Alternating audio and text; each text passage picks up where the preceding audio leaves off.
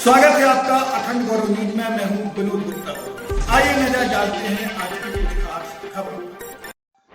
क्या है मकर संक्रांति का शुभ मुहूर्त। 23 वर्ष बाद मकर संक्रांति पर बन रहा अद्भुत संयोग। षटतला एकादशी और मकर संक्रांति मनेगी एक ही दिन। मकर संक्रांति पर कौन सी राशि वाली होंगी मालामाल। मकर संक्रांति पर क्या कहती है ग्रहों की चाल। जानिए मकर संक्रांति पर्व का अद्भुत रहस्य सिर्फ अखंड गौरव न्यूज के साथ। ओम हर हर महादेव शंभो। मैं पंडित अखिलेश पाठक ज्योतिषाचार्य आज आप सभी लोगों के पुण्य लाभ के लिए 2026 में मकर संक्रांति का पुण्य काल और आप लोगों को मकर संक्रांति का पुण्य लाभ कैसे मिले इसके बारे में आपको एक सामान्य जानकारी देने जा रहा हूं।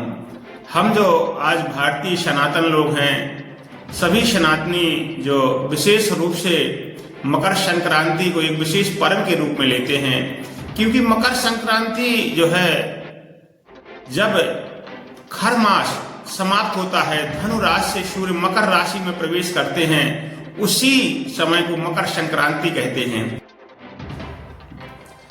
मकर संक्रांति जो है हमारे शास्त्र के अनुसार जो है 14 तारीख को रात्रि के 9:40 से प्रारंभ हुआ है और उस समय सूर्य का जो है मकर राशि में प्रवेश होता है। पुण्य काल इसका 15 तारीख को दिन के 1:39 तक रहेगा। ये योग जो है 2003 के बाद पड़ रहा है और निश्चित रूप से योग बड़ा शुभ है। उस दिन अमृत सिद्ध योग भी है, सर्वार्थ सिद्ध योग भी है और बड़ा ही शुभ षटतला एकादशी योग भी पड़ रहा है। और इसका जैसे मान लीजिए अब हमारे यहाँ एक होता है कि वाहन कौन सा है इसका, तो देखिए वाहन जो है इसका बाघ व्याघ्र वाहन है, उपवाहन घोड़ा है। पीले वस्त्र धारण किए हुए पूरब दिशा से पश्चिम दिशा की ओर जा रही हैं। गदा का धारण किए हुए चांदी का बर्तन है और निश्चित रूप से ये शुभ मुहूर्त का लाभ सभी को मिलना चाहिए। और इसका विशेष मुहूर्त जो बताया गया है शास्त्रकारों ने, वो यही बताया है कि रात्रि के 9:40 से ही मकर संक्रांति में प्रवेश हुआ है, तो स्नान का दान का पुण्य फल सूर्योदय के समय ही माना जाएगा। और देखिए मकर संक्रांति को स्नान के बाद दान आवश्यक है। इसमें प्राथमिक दृष्टि से हमको तिल, गुड़ और खिचड़ी का दान करना चाहिए। इससे अन्य दान करने से निश्चित रूप से क्या है कि भगवान विष्णु जो है तिल से प्रसन्न होते हैं और भगवान शिव जो है अक्षत से, और निश्चित रूप से भगवान जो है शनिदेव महाराज निश्चित रूप से खिचड़ी से प्रसन्न होते हैं। तो ये जब हम दान करेंगे इससे हमारे पितृ भी प्रसन्न होते हैं और ये दान करने से हमें निश्चित रूप से सनातन आध्यात्मिक ऊर्जा की प्राप्ति होती है और हमारा कल्याण होता है। कंबल आदि भी दान करना चाहिए, यथाउचित हो सके तो लकड़ी भी दान करना चाहिए, क्योंकि ये बहुत ही शीत का शिशिर ऋतु प्रवेश होती है इसमें और हेमंत ऋतु का समापन होता है, शिशिर का प्रारंभ होता है। तो निश्चित रूप से ये दान किया जाए, उचित व्यक्तियों को दान दिया जाए, धर्म क्षेत्र में दान किया जाए, तो निश्चित रूप से इससे हमारा कल्याण होगा, इसमें कोई भी संशय नहीं है। अब हम आपको मकर संक्रांति के समय से राशियों के बारे में बताते हैं कि मेष राशि के जीवन में परिवर्तन योग प्राप्त हो रहे हैं और निश्चित रूप से इन्हें सफलता मिलेगी, लेकिन इन्हें जो है लेन देन से सावधान रहना चाहिए और निश्चित रूप से हनुमान जी की पूजा उपासना करें और हनुमान चालीसा का पाठ करें, सुंदरकांड आदि करें, तो निश्चित रूप से इनका कल्याण होगा। वृष राशि का जो है भाग्य तो साथ देगा, परिवार के लोगों से सहयोग बनाए रहें, पैतृक संपत्ति भी प्राप्त हो सकती है, आध्यात्मिक ऊर्जा भी प्राप्त हो सकती है। निश्चित रूप से इन लोगों को भगवान विष्णु का जो है नमो भगवते वासुदेवाय या फिर विष्णु सहस्त्र नाम का पाठ करें तो निश्चित रूप से इनका कल्याण होगा। मिथुन राशि के लिए निश्चित रूप से आर्थिक मामलों से इनका जो बड़ा लेन देन है और ये संकट में है, इनको लेन देन के मामले में बड़ा ही सावधानी रखना चाहिए। अपने परिवार के लोगों से वार्तालाप करते रहना चाहिए और विश्वसनीय लोगों से संपर्क में रहना चाहिए और किसी प्रकार का लेन देन में कोई रिस्क नहीं लेना चाहिए। निश्चित रूप से ये भगवान गणेश की उपासना करें तो निश्चित रूप से इनका कल्याण होगा। इसके बाद कर्क राशि का इस समय बहुत ही अच्छा है और इनको धन लाभ भी मिलेगा, आय के स्रोत भी बनेंगे, शारीरिक कष्टों से इन्हें मुक्ति भी प्राप्त होगी, कार्य क्षेत्र में भी इनकी प्रगति होगी और निश्चित रूप से इनका कल्याण होगा।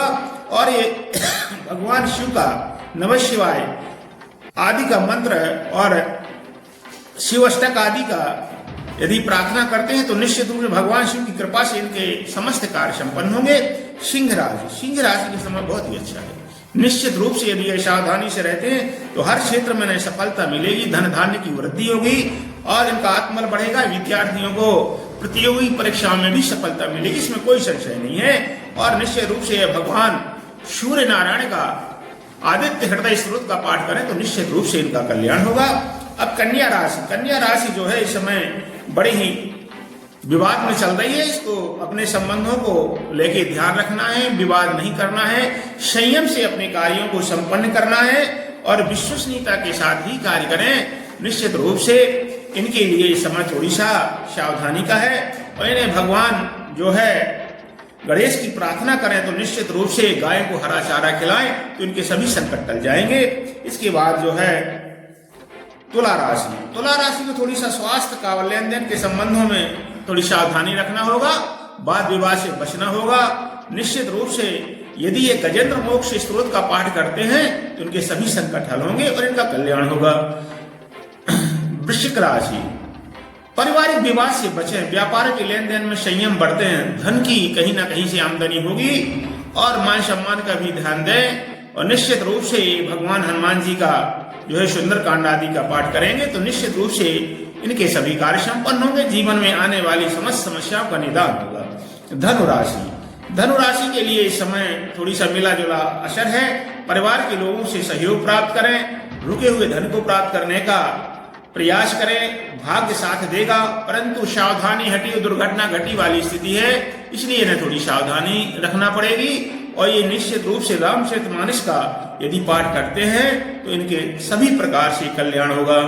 मकर राशि में ही सूर्य का प्रवेश है और निश्चित रूप से बहुत अच्छी स्थिति है और कहा जाए तो बहुत अच्छा लाभ मिलने की इनके सभी रुके हुए कार्य संपन्न होंगे, धन की वृद्धि होगी और राजनीतिक लोगों को की पदोन्नति होगी, शासकीय की सेवा में पदोन्नति होगी और निश्चित रूप से विद्यार्थियों को अपने जीवन में विशेष सफलता प्राप्त होगी, सकारात्मक ऊर्जा भी प्राप्त होगी और संतान सुख भी प्राप्त होगा। ये भगवान सूर्य का और भगवान शनि का स्त्रोत का पाठ करें तो निश्चित रूप से इनका कल्याण होगा। कुंभ राशि इस समय संघर्ष के साथ ही सफलता होगी। निश्चित रूप से इनके जीवन में थोड़ी सा संघर्ष है। नए कार्य के प्रारंभ करने के लिए थोड़ी सा ये सावधानी से रहें और इस समय इनके जीवन में जो है शनि और राहु का प्रभाव अच्छा नहीं समझ में आ रहा है, इसलिए ये यदि भगवान शंकर जी का कोई भी पाठ करते हैं, महामृत्युंजय का जाप करते हैं या भगवान शिव की किसी भी प्रकार से सहस्रनाम आदि का पाठ करते हैं, जो भी यथासंभव हो सके वो करें, या फिर रामचरितमानस का पाठ करते हैं तो निश्चित रूप से इनके जीवन में जो आने वाले संकट हैं या वर्तमान में जो संकट चल रहे हैं उनसे इनका निदान हो जाएगा। अब मीन राशि इस समय जो है 7.5 के प्रभाव में है, राहु के प्रभाव में है, तो ये थोड़ी स्वास्थ्य का ध्यान दें और इनके साथ कोई छल ना हो इसके लिए सावधानी से बढ़ते हैं, लेन देन में सावधानी रखें, कार्य में प्रगति होगी ईश्वर की कृपा से। ये भी भगवान विष्णु का जो है विष्णु सहस्रनाम आदि का पाठ करते हैं, गायों को हरा चारा खिलाते हैं, निश्चित रूप से इनका कल्याण होगा और भगवान शिव की कृपा से, भगवान विष्णु की कृपा से, माँ भगवती कृपा से सभी सनातियों का, सारे विश्व का कल्याण हो। इसी भावना के साथ हर हर महादेव शंभो। हमारे यूट्यूब चैनल को सब्सक्राइब, फेसबुक पेज को फॉलो करें, वीडियो को लाइक कमेंट और ज्यादा से ज्यादा शेयर करें। खास खबरों के लिए देखते रहिए अखंड गौरव न्यूज़। सत्य है।